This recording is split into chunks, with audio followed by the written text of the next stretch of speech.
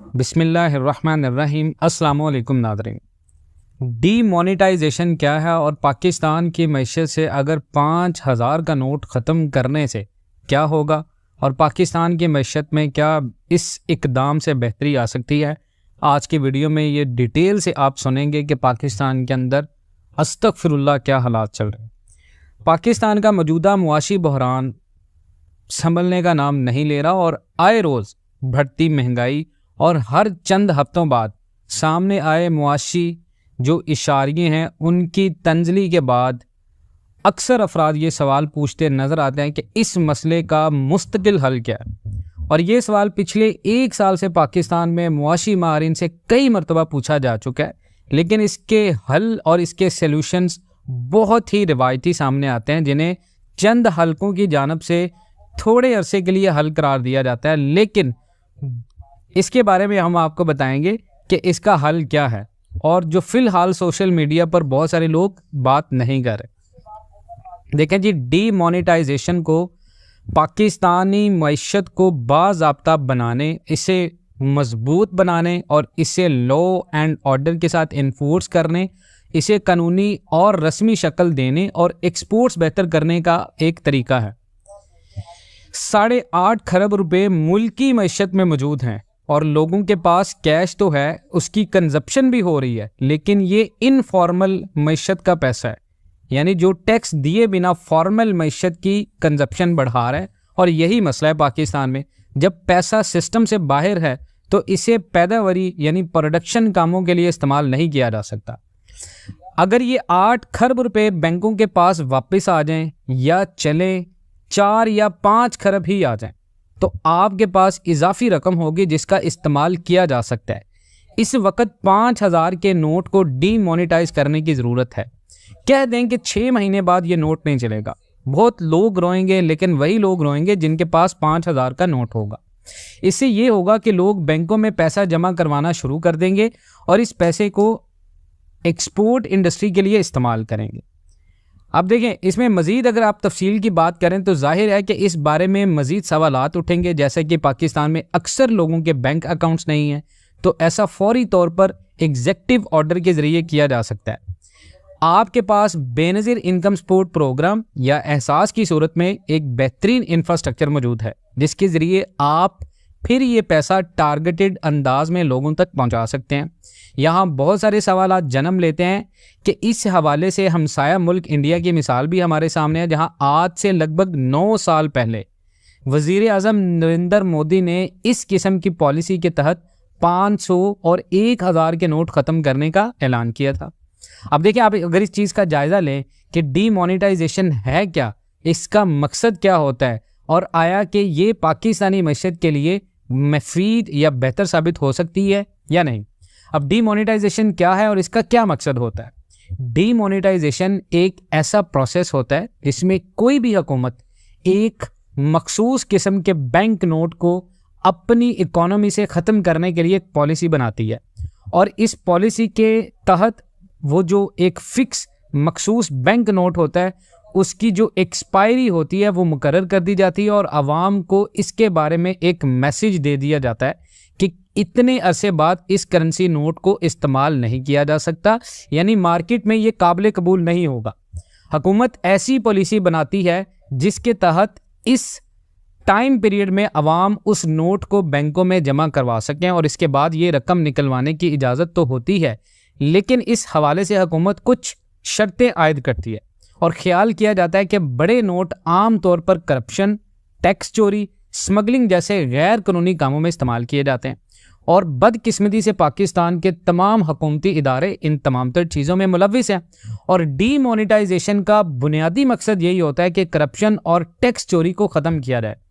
इसके अलावा डीमोनेटाइजेशन के लिए इकोनॉमी में करेंसी नोटों को कम करने की कोशिश की जाती है ताकि लोग ज़्यादा से ज़्यादा डिजिटल नेटवर्क से अपनी अदायगियाँ करें। यूँ इकोनॉमी को डॉक्यूमेंट करने और टैक्स जमा करने में भी मदद मिलती है और जब बैंकों में ज़्यादा से ज़्यादा रकम जमा करवाई जाती है तो हुकूमत के पास पॉलिसीज़ बनाने और उस रकम को मखसूस सेक्टर्स में सब्सिडीज़ देने के लिए इस्तेमाल करने का मौका मिलता है।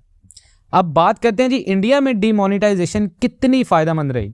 इंडिया के वजीर आजम नरेंद्र मोदी ने 8 नवंबर 2016 को शाम 8 बजे इंडियन कौम से खिताब में ये बात कही कि मैं 500 और 1000 रुपये के नोट ख़त्म करने का ऐलान कर रहा हूँ। अब इंडिया की हुकूमत के मुताबिक इस पॉलिसी का मकसद जाली नोट्स और गैर एलानिया दौलत का खात्मा करना था, यानी वो दौलत जो लोगों के पास तो है लेकिन लोग उसके बारे में टैक्स नहीं जमा करवा रहे। अब इस ऐलान के चंद घंटे बाद यानी रात 12 बजे उन नोटों की कदर ख़त्म हो चुकी थी, लेकिन लोगों को उन्हें अपने बैंक अकाउंट्स में जमा करने की इजाज़त थी और इस रकम को वो कुछ शर्तों पर निकलवा सकते थे।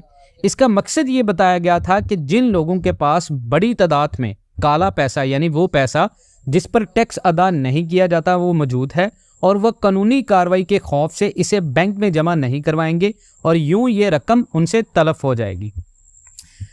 इसके बाद उन्होंने एदादो शुमार के मुताबिक तकरीबन 99% ऐसी रकम जो गैर टैक्स शुदा थी अगले चंद माह के दौरान बैंकों में जमा करवाई गई, यानी ब्लैक मनी तलफ करने का मकसद पूरा नहीं हो सका।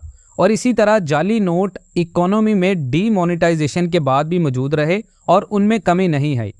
इसी दौरान हुकूमत की नाकस हिकमत अमली को तनकीद का निशाना बनाया गया था और इसके बायस आम आदमी को पेश आने वाली मुश्किलात बहुत ज़्यादा ज़ेरे बहस आई थी।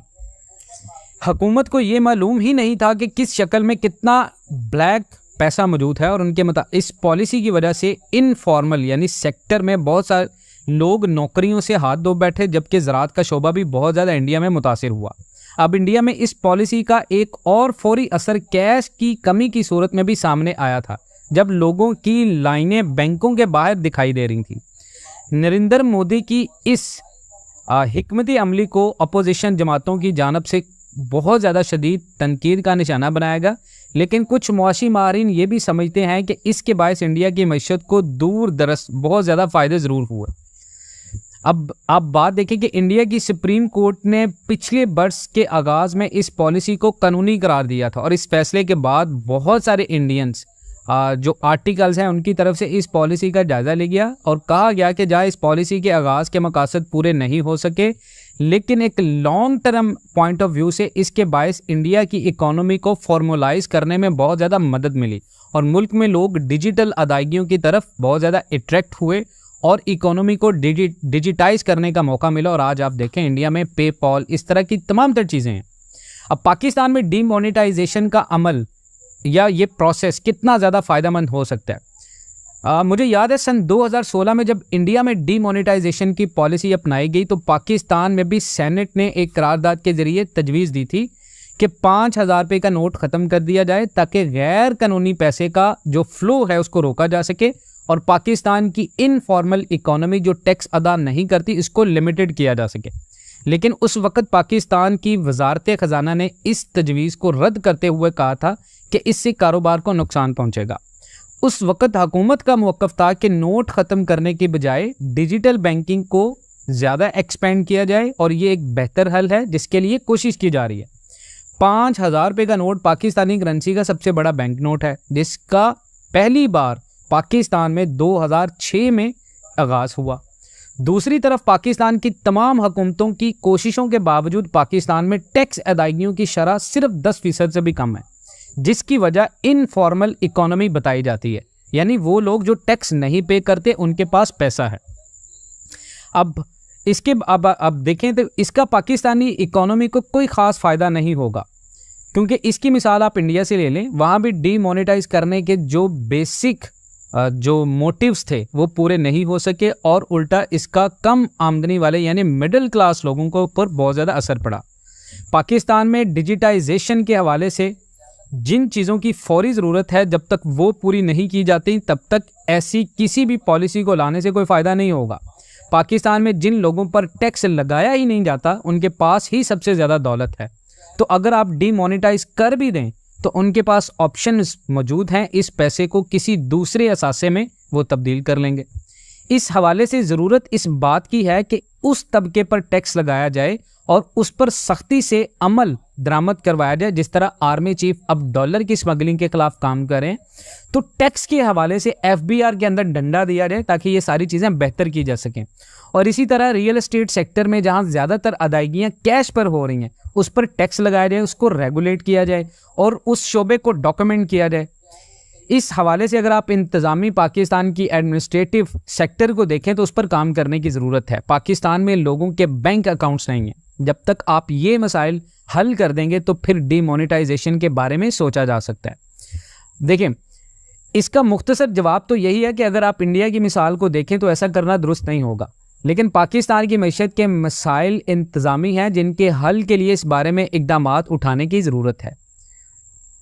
देखें, डीमोनेटाइजेशन का बुनियादी मकसद करप्शन, रिश्वत या किकबैक्स और या जेली नोट या ब्लैक मनी का खात्मा करना होता है। उन तमाम तर चीज़ों को ख़त्म करने के लिए हुकूमत पहले से ही इक़दामात उठा रही है, जिनको बेहतर अंदाज में लागू करने के बारे में तो बात की जा सकती है, लेकिन नोट ख़त्म करने से आपको इसका फौरी हल नहीं मिल सकता। उसके बाद देखें कि इससे कुछ भी नहीं होगा, बल्कि लोग डॉलर और सोना खरीदने की दौड़ में लग जाएंगे, जो कि लोग अब लगे हुए हैं, जिससे रुपए की कदर में और कमी होगी और पैदावारी जो हमारी कैपेसिटी है, प्रोडक्शन कैपेसिटी है, उसमें इजाफा नहीं होगा। उसके बाद ये देखें कि मुझे लगता है कि इसका पाकिस्तान में इस तरह असर नहीं होगा जैसे इंडिया में हुआ। लोग रकम को सोने या डॉलर में बदल लेंगे या कोई और तरीका ढूंढ लेंगे, लेकिन अपनी असल दौलत ज़ाहिर नहीं करेंगे पाकिस्तानी। ऐसे लोग भी सोशल मीडिया पर आपको नज़र आते हैं जिन्होंने इसकी हिमायत भी की है और जिन्होंने इसकी हिमायत नहीं की। अब वक्त आ चुका है कि कैश में पाकिस्तान के अंदर तमाम तर ट्रांजैक्शंस ख़त्म कर दी जाएं। डीमोनेटाइजेशन से पाकिस्तान में करप्शन का कल्चर ख़त्म होगा। उसके बाद कोई भी पॉलिसी बनाने वाला डीमोनेटाइजेशन की पाकिस्तान के अंदर बात नहीं करेगा, ख़ास तौर पर इस मौके पर जब ग्रोथ बहुत ज़्यादा कम है। और ये अहम है और मुस्तकबिल डिजिटाइजेशन में ही है, लेकिन पाकिस्तान में हमें तमाम ये जो प्रोसेस हैं वो आहिस्ता आहिस्ता लेने की ज़रूरत है। नाज़रीन, आप इसके बारे में क्या राय रखते हैं कमेंट सेक्शन में ज़रूर बताइएगा। इंशाल्लाह मिलते हैं नेक्स्ट वीडियोज़ में, तब तक के लिए अल्लाह हाफ़िज़।